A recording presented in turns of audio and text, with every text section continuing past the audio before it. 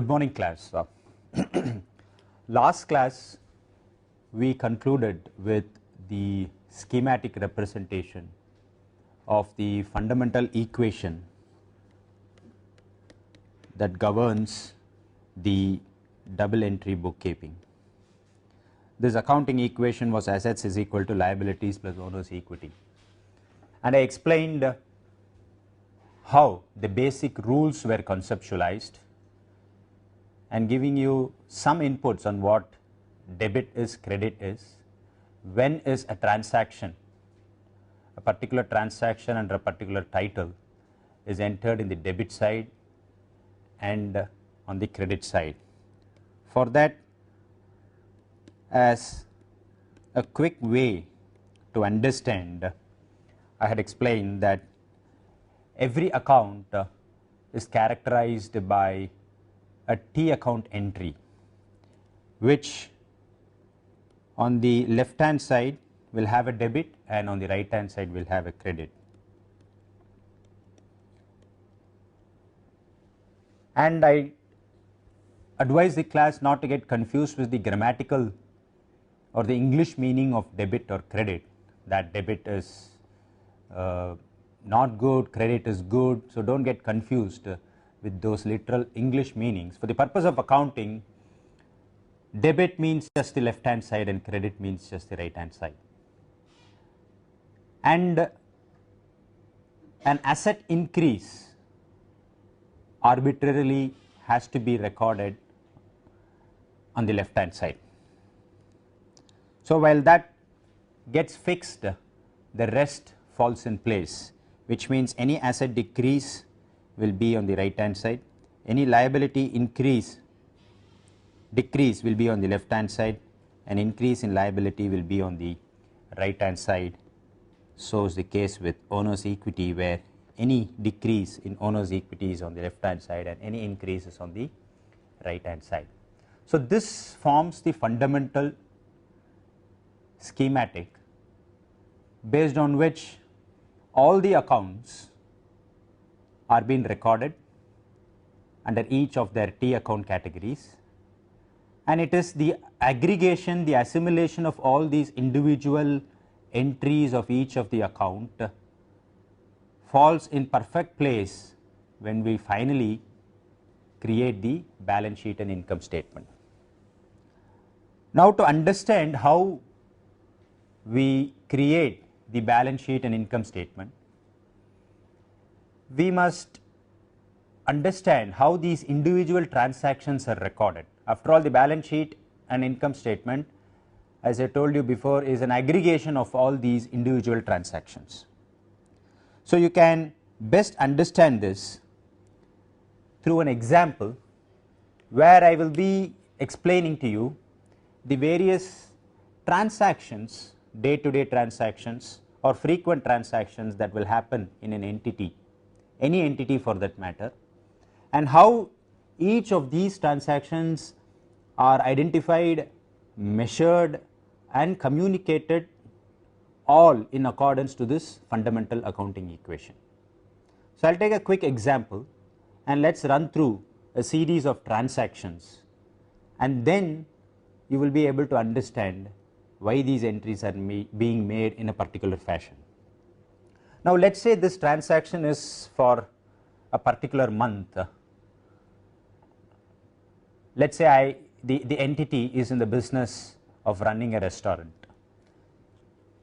So this accounting entity is trying to record its transactions for a given particular month, and let us say it is just starting its business. So the entity itself is getting created during this particular month, and the owner of the entity decides to start this business by investing, let us say 5,000 rupees of the owner's money in this business. So the first transaction is, let us say this is happening in the, we are in the month, let us say we are in the month of April.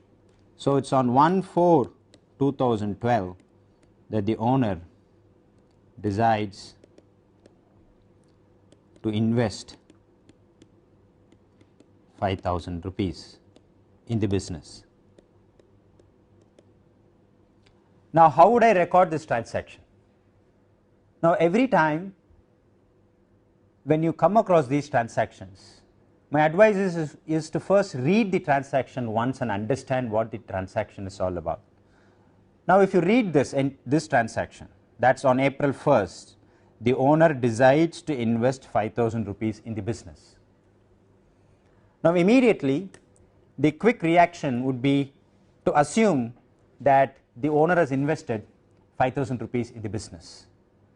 But it is an accounting mind that will actually read this transaction very carefully and then understand that the owner has not yet invested the money, but just has decided to put his money into this business. So, there is a very fine line of difference between desiring to do something and then doing that thing. So, if somebody decides to do something, that never gets recorded as an accounting transaction because the event has not happened. And for the purpose of accounting, we are interested in recording transactions that have happened. So, to decide that I am going to invest in an entity is, in the business sense, an important event, but from an accounting perspective, it does not alter the T account of the related transaction or the balance sheet or the income statement in any way, because it is just a decision taken. Now, let us assume that after the decision that he invests as well. So, the owner invests rupees 5,000 in the business. This is the first transaction. Now, how do I record this transaction? I told you in last class that a transaction will have a dual impact, that it will have a minimum of one entry on the debit side and a credit side, and does not compromise on the integrity of this equation, as a result of which the debit will be equal to the credit. Now, which means for this transaction there definitely has to be one entry on the debit side and one entry on the credit side, and that each entry has to have an account under which this entry is being made. Now, the first thing that we have to do is to see what account gets affected by this particular transaction. Now, this is a very straightforward transaction where the owner has decided to invest 5,000, and let us say that 5,000 in the business is in cash, and it is the owner's own money. So, at the very face of this transaction, we can easily make out that one account that will get impacted is cash. So, cash is one account that will get impacted because the investment comes into the entity by way of cash. So, how do we record this transaction? And I told you that every account is characterized by a T, and in this case it is the cash. Now, what has happened to cash because of this transaction? The entity before this transaction had no cash in it, and now that the owner has put 5,000 rupees into this business, the cash has increased from 0 to 5,000, which means cash as an asset has increased from 0 to 5,000. And have this fundamental equation, accounts is equal to liabilities plus owner's equity, and that any increase in asset is debit, any decrease in asset is credit, any decrease in liability is debit, any increase in liability is credit, any decrease in owner's equity is debit, any increase in owner's equity is in credit. Now, this fundamental equation needs to be embedded in your mind. As and when we encounter transactions of this type, you understand what the transaction is all about, identify these relevant accounts, and then this equation should be at the top of your mind. Now, with this equation at the top of your mind, and I told you that cash was 0, and now because of this transaction cash has increased to 500, and that cash is an asset item.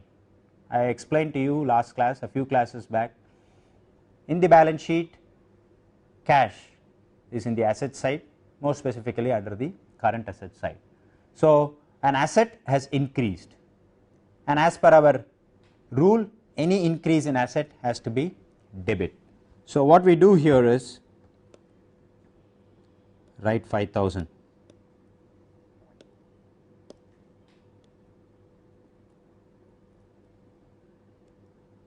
So, this 5,000 is on the debit side.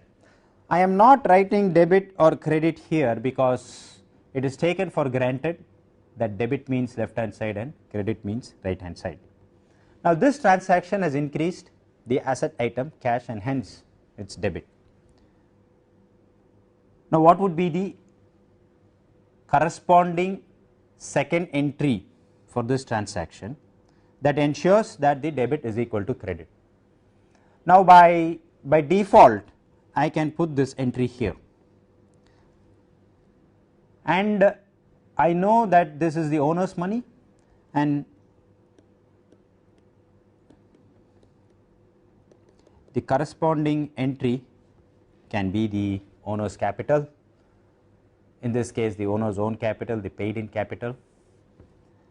So, one way of understanding why this is entered in the right hand side is because cash was on the left hand side, and hence this has to be on the right hand side. That is one way of understanding it. But the second way of understanding why I put this 5,000 in this credit side is to again look into that fundamental equation. Now, what is owner's capital? Owner's capital is a part of the total liabilities on the right hand side. Your liabilities were split into liabilities plus owner's equity, and this is an activity that increases the retained earnings of the entity. Now, any activity that increases the retained earnings or the owner's equity is on the credit side. So, that is why this 5,000 I am marking it as credit. And for easy identification purpose, since this is the first transaction, I also number each of these transactions, so that when we actually revisit to create the trial balance and balance sheet, this type of numbering will be really helpful.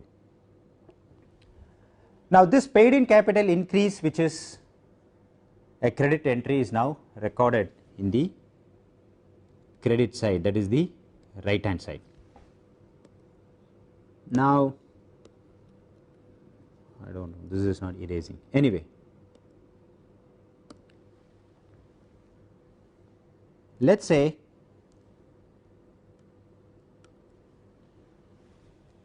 we have started the business, I have put in 5,000 in this business,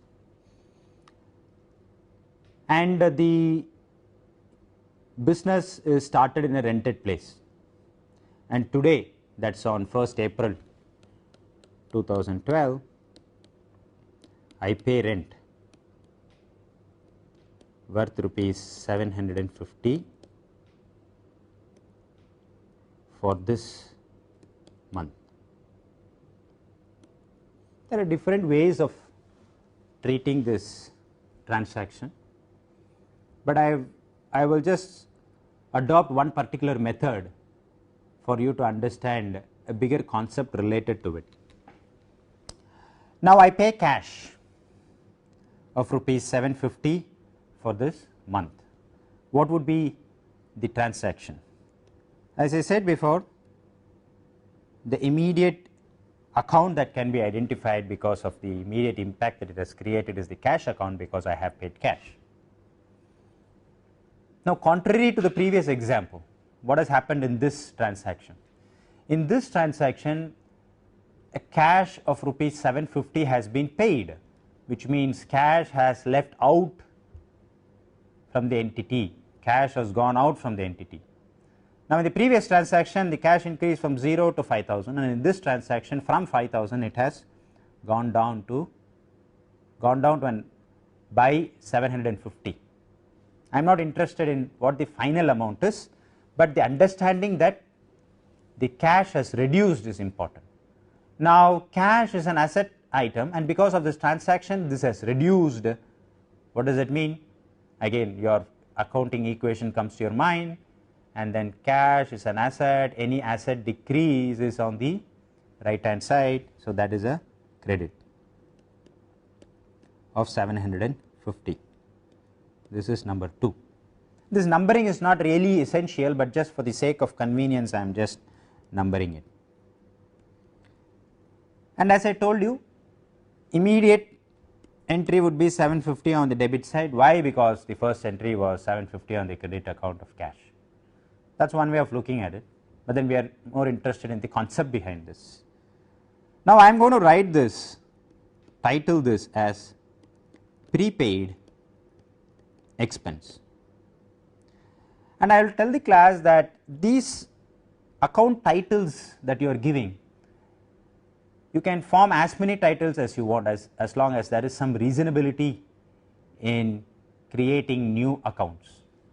Now in this case I am going to call this as a prepaid expense, because this prepaid expense is to me an short term asset. Reason, I have paid the rent at the beginning of the month, as a result of which I have the benefit of using this space for this entire month, which I consider it as an asset, and hence I am just classifying that as a prepaid expense. Now again look at it from the accounting equation point of view. This is an asset, and end of the month of July I did not have the right to use this particular space. I am sorry, end of March, then 1st April I paid 750, as a result of which I get the right to use this space, and this right I think is my asset, which I did not have before, and now it has increased, as a result of which any asset increase is on the left hand side debit.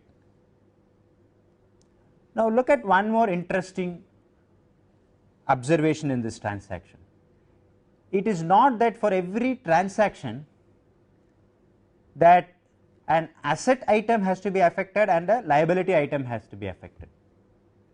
For every transaction it is essential that the debit is equal to credit, but then the debit can happen amongst asset items and the credit can also happen amongst the asset items, likewise the vice versa also. So it is not necessary that if there is a debit entry in asset, necessarily there has to be a credit entry in the liability. In this case it is not, because both the debit and credit entry affect accounts which are asset type accounts, namely cash and prepaid expense. This is another interesting thing that you will have to observe. And then at the end of this month what will happen? Will this prepaid expense continue to be an asset? That is a question that I will ask probably sometime later when we actually do those adjusting entries, but please have this at the corner of your mind, that this prepaid expense of 750 is an asset at the beginning of this month, which gives me a right to use this office space. Now what happens to the firm? Let us say the firm decides to borrow money from the bank. So borrow, not decides, I have borrowed 4,000 rupees, 4,000 from the bank, 12% interest.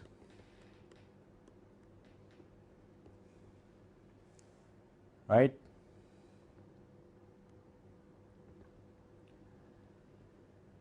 How do I record this transaction? Again, the immediate accounting entity, in this case the account that gets affected is the cash, because I have borrowed 4,000 from the bank. What does it mean? That the bank has given me 4,000.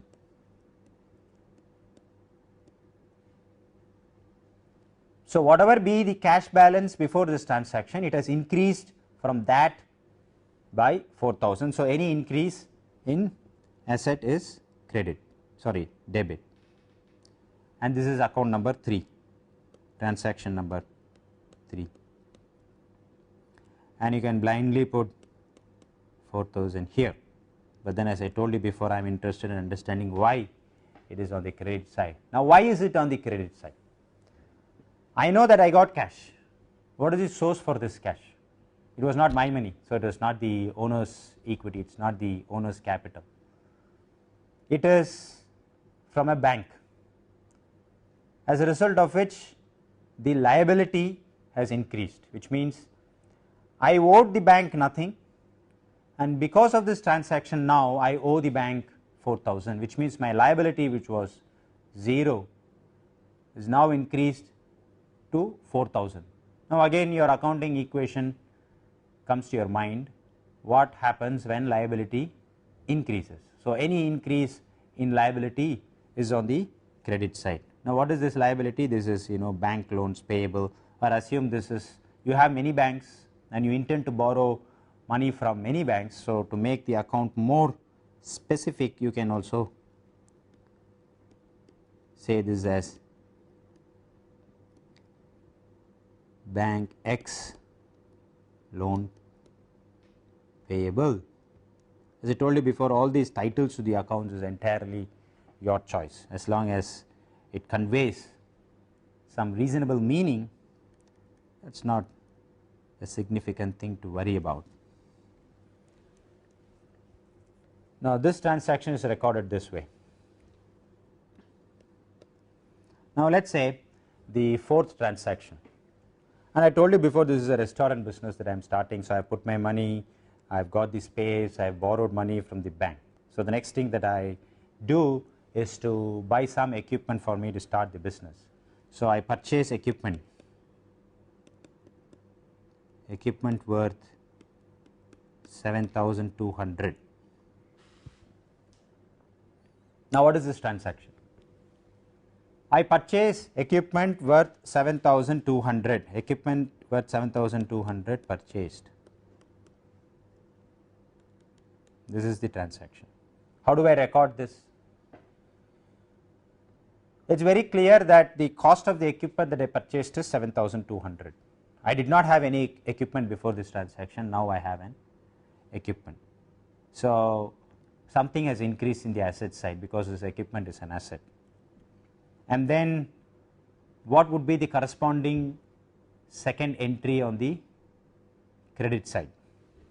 Now, before we get to understand that, the accounting mind should ask this question. Yes, you purchased this equipment, but did you pay the amount while you purchased, or you deferred the amount that you had to pay? Now, if that is the question, then let me also give an answer that I purchased at cash, purchased paying cash, right. So, there are two accounts that will be created, which is equipment, and in this case I paid cash. So, cash is an account that can be easily identifiable. So, I say it is cash. Now, let us begin this way. Let us make the credit entry first. Now that cash has left the entity, so cash is an asset item, any decrease in cash is credit, and because cash is here as credit, the corresponding entry on debit would be 7,200. This is one way of doing, or the other way is, I did not have any equipment before this transaction.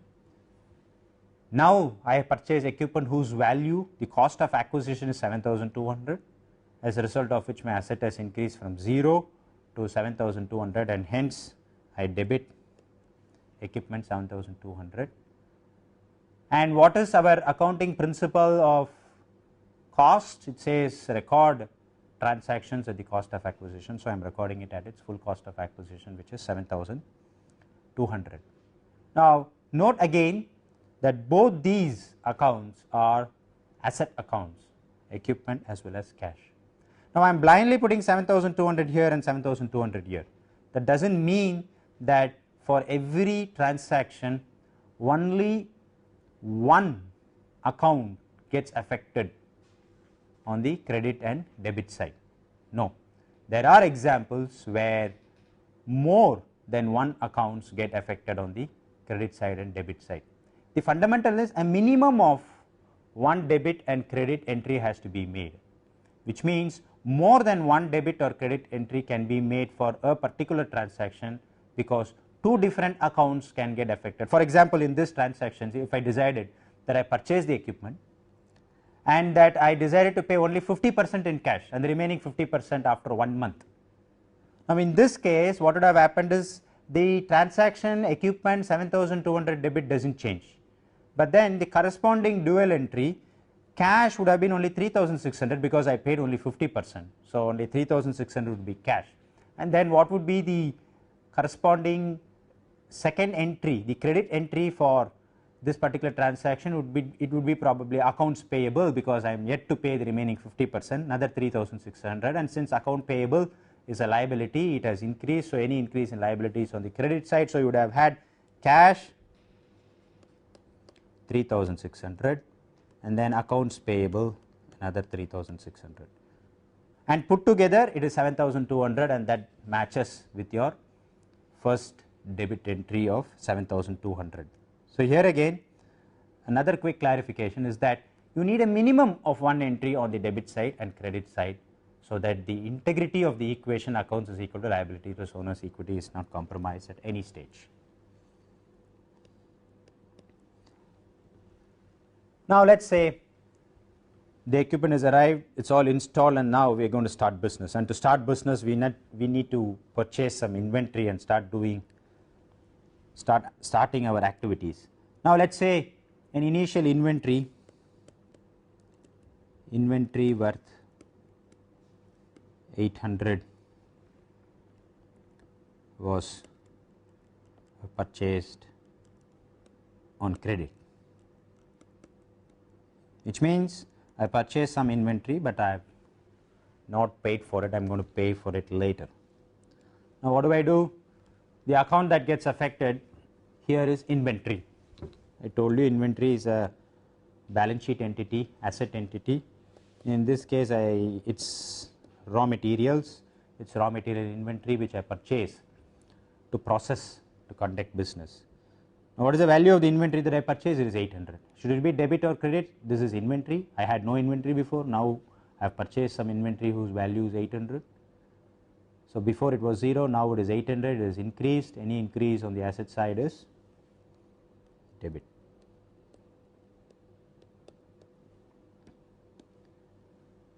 And I am going to purchase it on credit.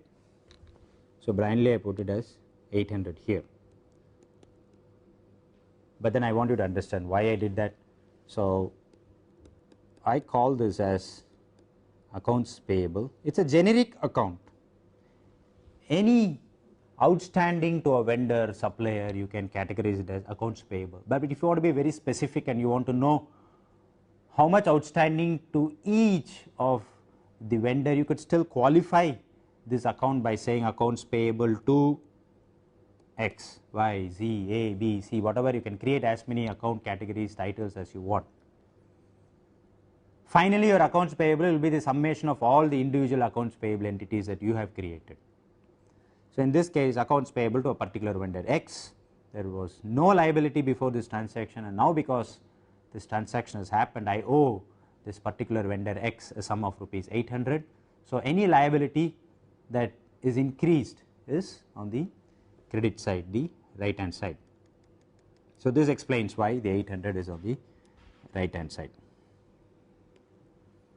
Now, let us say inventory is there, it is processed, finished good is available, it was ready for sale, and then we started making sales. So, the entity has started to make sale. Sales worth rupees 12,000. Again, the quick accounting question is, was the entire sales in cash? Did we receive the entire 12,000 in cash? Yes, then cash gets increased by 12,000. No part of it was cash, then the customer said I will pay it later, then whatever part is in cash gets recorded as cash, and the remaining unrealized portion is accounts receivable.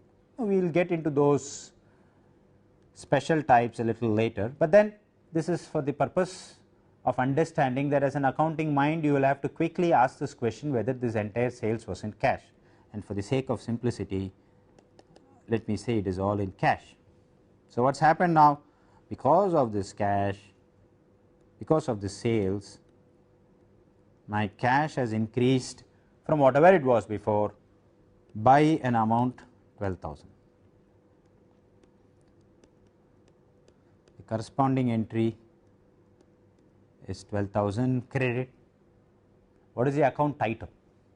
This is sales, so I can write it as sales or revenue or sales revenue together, it all makes sense. But why is that this is credit 12,000? It is credit 12,000 because it was debit cash 12,000, that is one way of understanding, but I do not want you to understand that way. What happens when an entity recognizes sales, when sales revenue is recognized? We saw last class in an income statement the top line is sales revenue. Sales revenue minus all expenses, finally you get net income, then dividends, and then is your retained earnings. And we are interested in knowing what type of transactions increase or decrease the retained earnings, and if it increases or decreases, how it has to be recorded, whether it is on the debit side or on the credit side. And then again your fundamental equation that comes to the top of your mind tells you that any transaction that increases the retained earnings, retained earnings is owner's equity, it is owner's money, that has to be credit, the right hand side. Now ask this question here, sales revenue. If I am realizing sales, that increases the retained earnings. Any incremental sale will create an incremental proportionate increase in the retained earnings. So sales increases retained earnings, any increase in retained earnings is credit right hand side, and hence I put this 12,000 on the right hand side.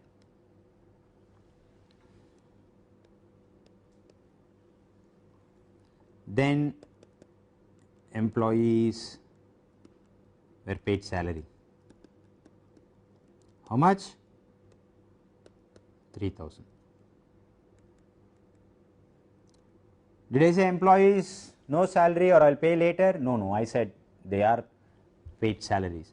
I can say that I am going to pay you salaries only next month, which means it becomes an liability for me, for which the transaction gets recorded a different way. But let us assume for the sake of simplicity I paid my employees a salary worth 3,000, as a result of which my cash gets reduced by 3,000.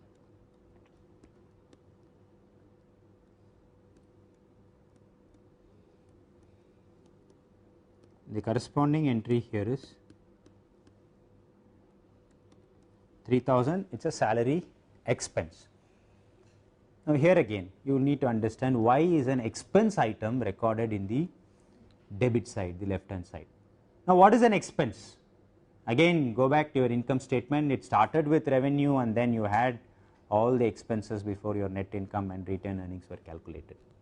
So think about this, what happens if your expense keep on increasing? If your expense increases, then your retained earnings will decrease. So any decrease in retained earnings, again the equation says that will reduce the owner's equity, and any reduction in the owner's equity has to be on the debit side, that is your left hand side. Now in this case a salary expense, whatever be the amount, will reduce the retained earnings, as a result of which your owner's equity is reduced, and because your owner's equity is reduced, your salary expense 3,000 is on the left hand side.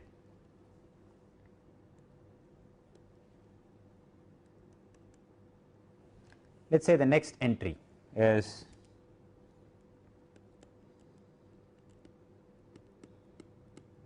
inventory purchase of worth 5,750 on credit. It is similar to your fifth entry, so no explanations needed. It is just that additional inventory worth 5,750 was purchased or 8, and then accounts payable is 5750. Here again it is on credit. Now, before I go to further entries, I just thought, not sure whether I was making the class understand on this entry owner's capital, why is this on the right hand side. Owner's capital is on the right hand side because your fundamental equation says any increase in owner's capital is on the right hand side. Here in this case, this is the owner's equity, owner's own money. I always link this with the retained earnings, owner's equity. See, retained earnings is the net earnings available after dividend disbursement that gets back into the firm, gets reinvested into the firm. Now, if it is not reinvested, whose money it is? It is the owner's money. Why? Because it is the money which has resulted after meeting all the liabilities, the bank interest, all other expenses, your income tax, then paying all the dividends, and finally the owner's money. So, please understand that that is why any increase in retained earnings can be directly linked to increase in owner's equity, because retained earnings is synonymous with owner's equity. So, that is why any increase in sales increases retained earnings, any increase in expenses will decrease the retained earnings, and vice versa will affect the owner's equity, as a result of which you credit or debit. That is the understanding. Now, the next transaction. Now, let us say the sales that I made before consumed some of the inventory. So, sales consumed 6,000 worth inventory.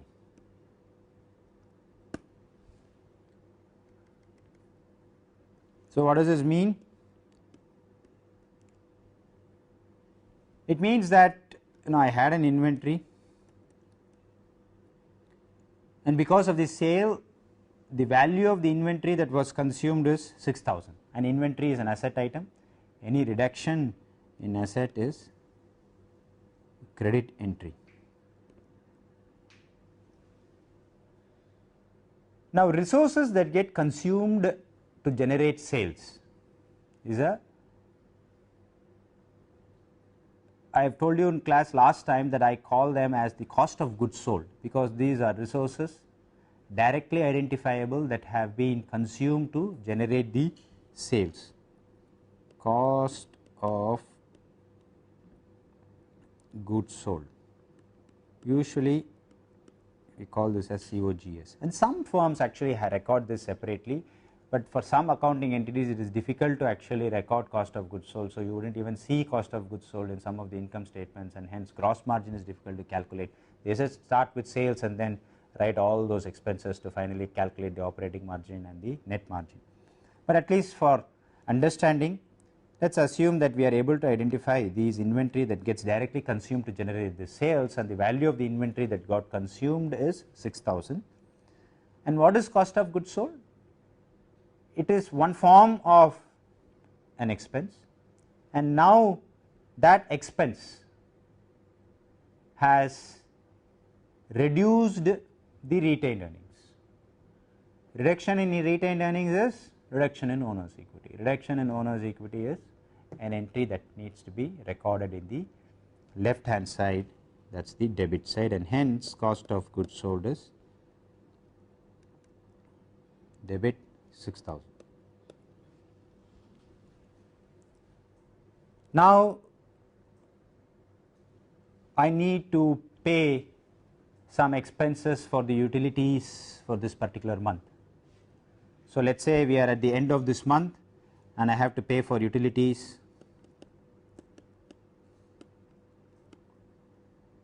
and the utility expense was, let us say, 450 rupees. This is again a straightforward transaction where you see cash is what I pay and that cash has went out, cash is an asset, it has reduced. So, cash credit 10,000, easy accounting, an account title called utility expense, which is 450. Why is it debit? Because utility expense reduces retained earnings, as a result of which the owner's equity gets reduced. So, let us just pause here. Now, you should have a very firm understanding on why certain type of transactions are being recorded. At the first place, they are identified and given a proper account name for easy retrieval later, and then after naming each of these account, and I told you that you can create as many accounts as you want, and the more and more accounts that you create, the more and more specific you are getting down to understand the transaction at various levels. And then each of these accounts you are trying to see what gets affected, what relevant account gets affected, and then identify those accounts and record the monetary value of these transactions based on the nature of the transaction. It could affect cash, it could affect accounts payable, inventory, sales. So, you have a host of such accounts that you can create. Now, let us say the next transaction is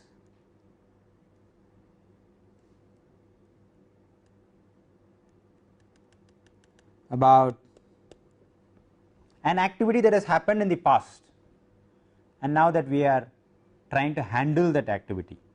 Now, let us say I paid some amount of accounts payable that I owed in the past. Let us say the accounts payable worth 4,800 paid in cash. Now, I do not have to go back to the original entry where we made some accounts payable 5,750 and write here less 4,800. The very purpose of doing this is to individually characterize each of these transactions and then aggregate them together later. So, this particular account, though it is linked to a previous activity that has happened, gets identified as a separate activity by way of a T account entry. This is one thing that you have to understand, because this is what makes the aggregation easy for you later when we are actually going to consolidate each of these individual accounts. Now, what did I do here? Accounts payable worth some 4,800 was paid in cash, which means cash 4,800 I paid. Accounts payable 4,800. Why is it debit? Because now my accounts payable is no longer that 5,750 that we entered previously. I have paid 4,800. Now, this transaction has reduced my liabilities. Any reduction in liability is a debit entry, a right hand side entry. So, an accounts payable paid in cash, you understand now cash gets recorded in the right hand side because it has gone out, as a result of which the asset has reduced to that extent. Now, let us stop with this transaction. Let us say I entertained one of the customers who happens to be I, meaning the firm. Okay. So, you will have to understand the difference between I and the firm. They are two distinct separate entities. So, the firm entertained the customer who happens to be the friend of the owner of the firm. So, let us say the the sales because of that was rupees 2000, and since he happens to be the friend of the owner decided I will collect this 200 rupees later. Now, how do I record this transaction? Now, two things that you should ask yourself, or I will do one thing, I will just record this transaction and then probably get into a little complicated issue as to how this sale is getting realized. So, sales 2000, debit or credit? It is credit. Why? Because sales increases your retained earnings, any increase in retained earnings increases owner's equity, any increase in owner's equity is credit. Now, what do I do here? Did I receive cash for the sales? No. Happens to be my friend. So, I said accounts receivable. What is accounts receivable? It is a current asset account. I had no accounts receivable, it was 0, and because of this sale transaction, it means that at some point of time I will be getting this 200 later. So, it is not cash because I have not got it, but I will be getting it sometime in the future. So, I record that as a current asset item because accounts receivable is a current asset. In this case, it was 0 before and now it has increased by 2000, and increase in the asset is hence recorded as the left hand side. But let me stop here and then begin next class with the same transaction as to first, why did you record this 200 as a sales revenue?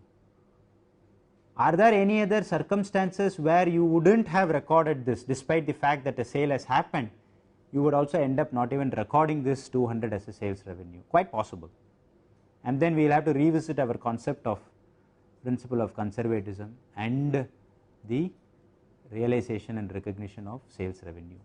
So, let me stop here, and when we meet next class, I will start with this principle of conservatism, and then we see various other transactions before we end up doing a trial balance. Thank you very much.